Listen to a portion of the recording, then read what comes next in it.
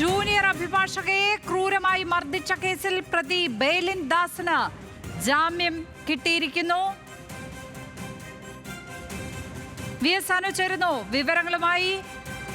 അനു, ബെയ്ലിന് ജാമ്യം കിട്ടിയിരിക്കുകയാണ്. വിവരങ്ങൾ എന്തൊക്കെയാണ്?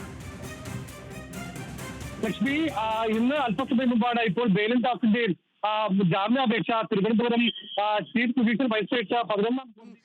ചീഫ് ജുഡീഷ്യൽ മജിസ്ട്രേറ്റ് 11ാം കോടതിയും എടുത്തത്. ഈ കേസ് നേരത്തെ തന്നെ കഴിഞ്ഞ ദിവസം തന്നെ ഈ കേസ് ഇന്നത്തേക്ക് ഓർഡറിലേക്ക് മാറ്റിവെക്കുകയായിരുന്നു. ഇന്ന് കേസ് പരിഗണിച്ച ഉടൻ തന്നെ പ്രതിക്ക് ജാമ്യം നൽകുന്നതായി കോടതി അറിയിക്കുകയായിരുന്നു. തിരുവനന്തപുരം ചീഫ് ജുഡീഷ്യൽ മജിസ്ട്രേറ്റ് 11ാം കോടതിയാണ് അഭിഭാഷകനായ ബെയ്ലിൻ ദാസിന് ജാമ്യം അനുവദിച്ചിരിക്കുന്നത്.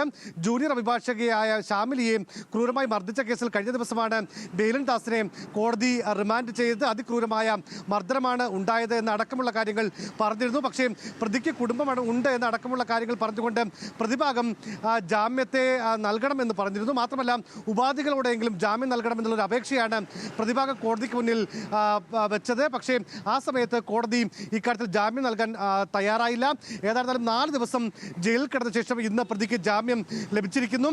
ഉച്ചയോടുകൂടി ഈ ബെയിൽ ഓർഡർ കോടതിയിൽ എത്തിക്കാൻ കഴിയുമെന്നാണ് ബെയ്ലിൻ ദാസിന്റെ അഭിഭാഷകർ അറിയിക്കുന്നത്. എങ്കിൽ ഇന്ന് ഉച്ചയ്ക്ക് ശേഷം ബെയ്ലിൻ ദാസ് പൂജപ്പുര ജയിലിൽ നിന്ന് പുറത്തു വരികയും ചെയ്യും. ലക്ഷ്മി, ഉപാധികൾ വല്ലതുമുണ്ടോ ഈ ജാമ്യത്തിന്? ജാമ്യ വ്യവസ്ഥകളുണ്ടോ? എന്തൊക്കെയാണ് വിവരങ്ങൾ? ലക്ഷ്മി, അത്തരം വിവരങ്ങൾ നമുക്ക് അല്പസമയത്തിനകം വിശദമായ വിധി അല്ലെങ്കിൽ അതിൻ്റെ വിശദാംശങ്ങൾ നൽകാൻ കഴിയും. ഇപ്പോൾ നമുക്ക് ലഭിക്കുന്ന ഏറ്റവും പ്രധാനപ്പെട്ട വിവരം, ജൂനിയർ അഭിഭാഷകയെ ക്രൂരമായി മർദ്ദിച്ച കേസിൽ